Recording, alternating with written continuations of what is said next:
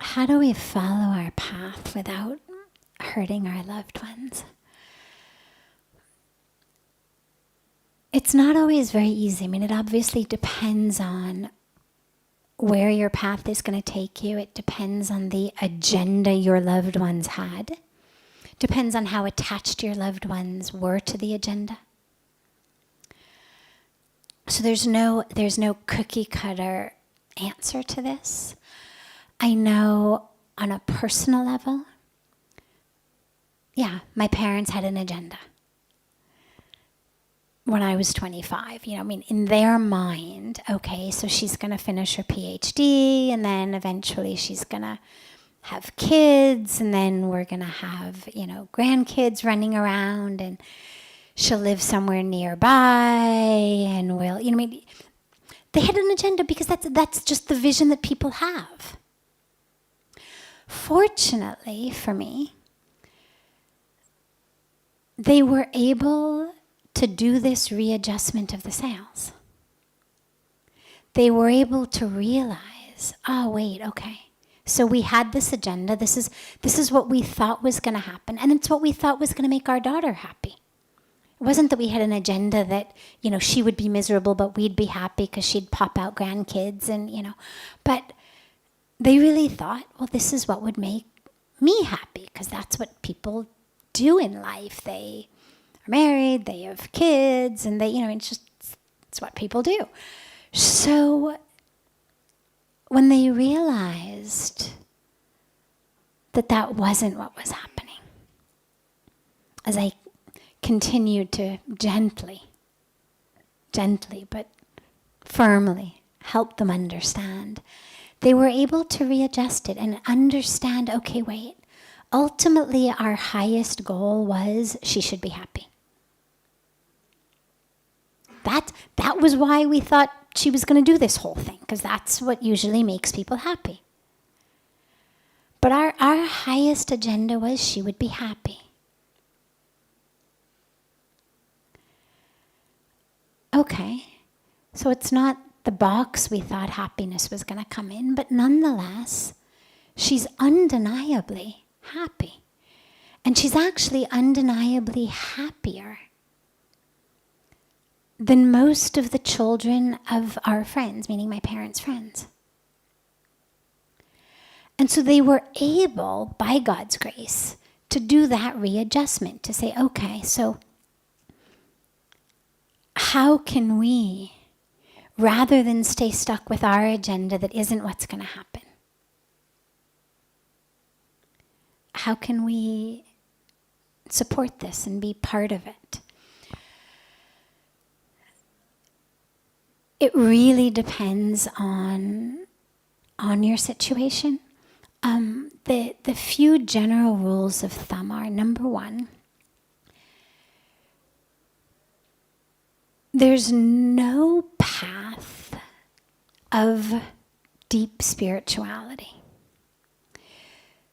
that would consciously cause real deep suffering to your loved ones. Now, yes, there's emotional attachments, whether it's a marriage, whether it's parents who had this vision that you were going to live under their roof or next door in their city forever, and it turns out you don't. So there's, a little bit of that. There's actually a beautiful, beautiful, beautiful bunch of letters between Pujya Swamiji and his mother when he was very, very young and had left the home. And you see what a mother goes through. So it's not that families are always going to say, oh, this is so great, fantastic, we're so happy that you're, leaving here. But usually they're able to readjust, because usually your happiness, if they're parents or if they're grown children, is really their highest goal for you.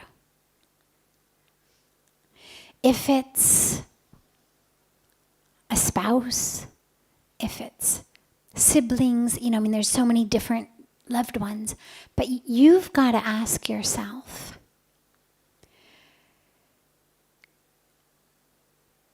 where is the balance between what I know I need to do for me? Because remember, you're also one of your loved ones.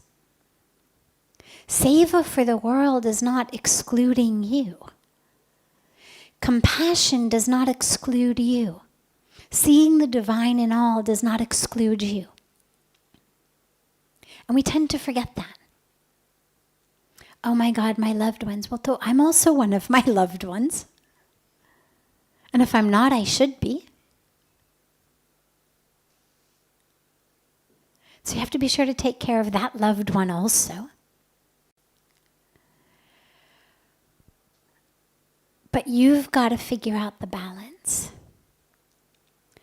between physical well-being. For example, if you were an only child or the only earning child and your parents were not very financially strong and they were not able to work anymore because they were very old, and they were going to need a lot of, medical care. I don't know anyone who would say to you, I know what you should do. Don't worry, leave them behind. They'll figure it out. You just go off and do what your path is. Well, obviously, you have to first make sure they're safe, they're taken care of. That has to be. But remember, that doesn't necessarily mean that whatever their agenda is, you're going to fulfill it. It also doesn't mean that their mental well-being is something that you're going to give up your path to do. So for example, it took my mom a long time to get over the fact that I was not settling down nearby, that I was not having kids. A couple months before I took official vows of sannyas, after which point she knew, well, it's going to be impossible. So she calls me and she says, so I had a dream last night. I said, yeah. She said, so my dream was that you married one of these guys from the Hare Krishna temple in LA. This is a true story. That you married one of these guys from the Hare Krishna temple in LA, and you had these little Hare Krishna babies. She said, so I want you to know, it's not the religion thing. She was really attached that I was gonna have kids. And I actually said to her, I'll tell you a personal story. The year before I took sannyas, I knew how attached she was, and I'm an only child as well. But I knew this was the path I was meant to live in my life. There was no question about that for me. Because I had full faith in God, and what I knew was God would not have brought me from that life to this life, would not have given me the experience I was given if I was not meant to live it. It was absolutely obvious to me, beyond any doubt, that this was what I was supposed to do. But about a year before I took official vows of sannyas, I obviously had been living as a sannyasi since I got here, but I didn't officially take the vows for about 4 years. I came in 96 and was initiated in 2000. So about a year before, I said to my mom very seriously, I said, look, I know how much you want a child. I'm about to take these vows, official vows of renunciation. I cannot go back. I said, if you want, I would actually do something for you. I would go out, I would get myself pregnant. I really told her this. I would get myself pregnant, I would carry that child for you, and I would give it to you. I said, but I will not raise it. I will not leave India and move next door to you in LA and raise that child because that was the vision that you had of what your life was going to be and what my life was going to be. So you think about it. If what you want is a grandchild, I will give that to you. You've given me so much, I can give you 9 months of my life. I'll carry this child. But I can't give you the rest of my life. I cannot not live what I'm supposed to live and instead move back there and raise this child. So you think about that. And she did. And she came back and she said, no, that's really not what I want. I want you to be happy. Don't worry. And I'll tell you something, also personal. As the divine universe works, my mom is from New York.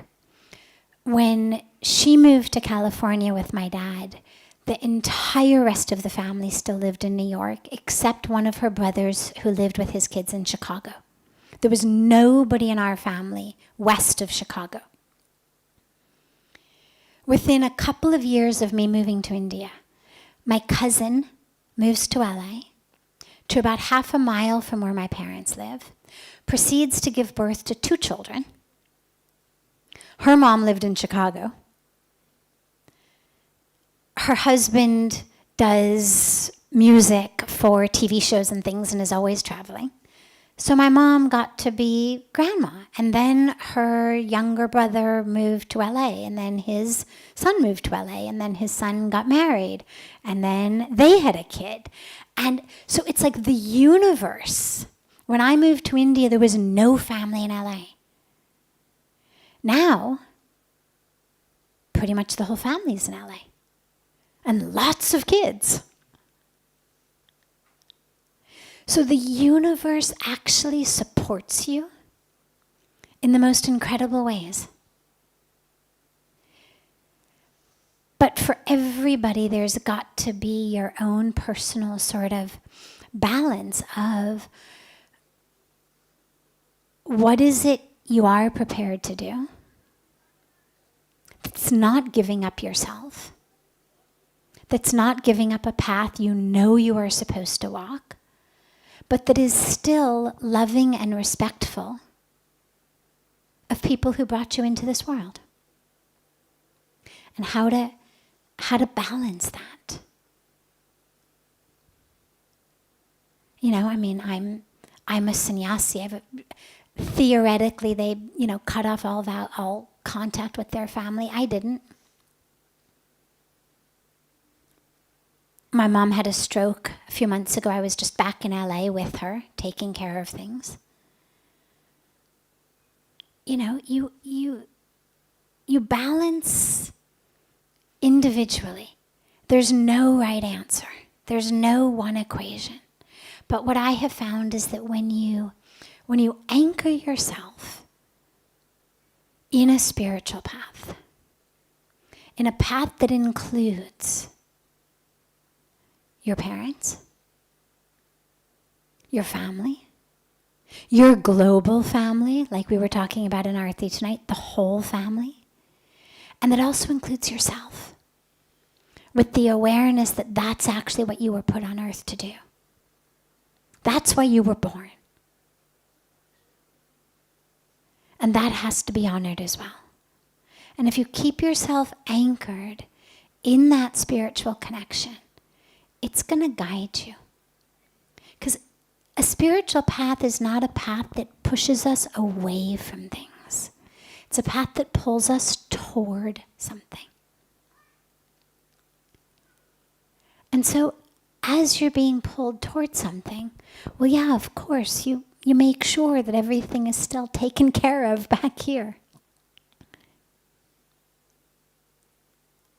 Because that's part of being human.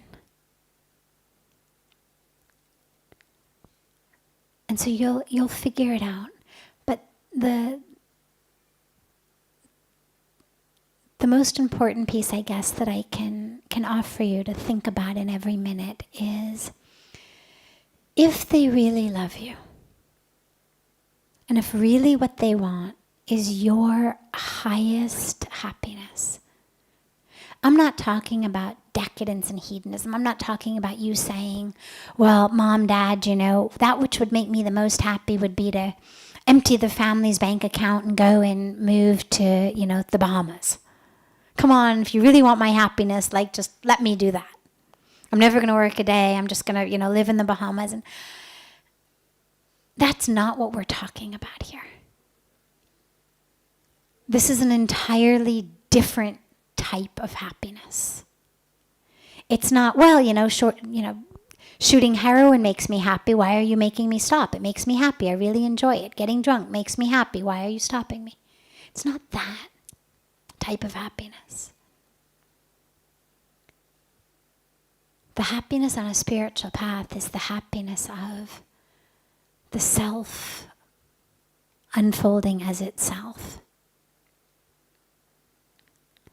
And if people really love you and really want the best for you, they're going to understand that this is what you're called to do, and they're going to feel blessed.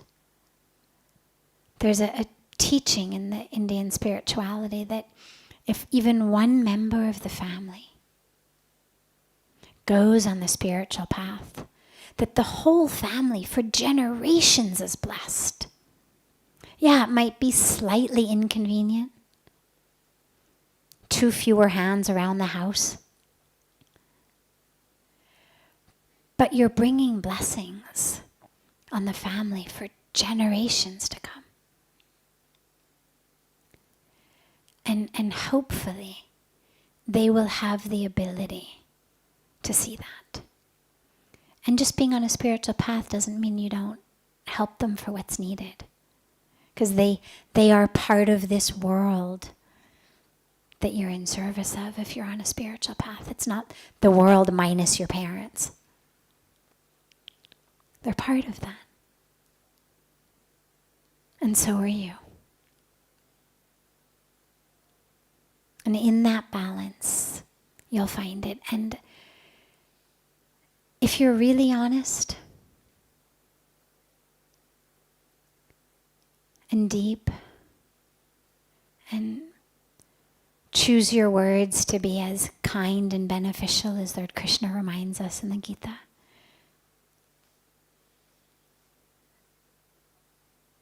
they shouldn't be hurt. And if they are hurt, what's hurt is their own agendas and their own egos. And so what you've done is you've given them a chance to grow. You've given them a chance to examine themselves. Which may sting for a moment, but actually is beneficial for them as well in the long run. My parents have become so much more spiritual.